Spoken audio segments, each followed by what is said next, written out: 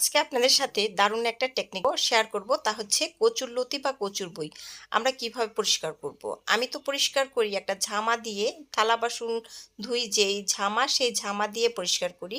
ঠিক এইভাবে করে লম্বা করে টান দিলেই এটার গায়ের থেকে যেই আঁশ আছে সেই আঁশটা কিন্তু বের হয়ে আসে। আর মিনিটের মধ্যে কিন্তু আমি অনেকগুলো এই যে কচুর বই বা কচুরলতি আমি কিন্তু পরিষ্কার করে ফেলি। আপনারাও কিন্তু আমার মতো এরকম করতে পারেন। ভিডিওটি ভালো লাগলে অবশ্যই একটা কমেন্ট করবেন আর এই ভিডিওটি শেয়ার করবেন।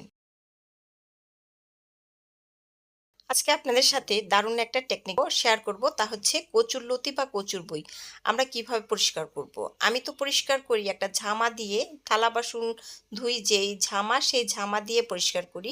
ঠিক এইভাবে করে লম্বা করে টান দিলেই এটার গায়ের থেকে যেই আঁশ আছে সেই আঁশটা কিন্তু বের হয়ে আসে। আর মিনিটের মধ্যে কিন্তু আমি অনেকগুলো এই যে কচুর বই বা কচুরলতি আমি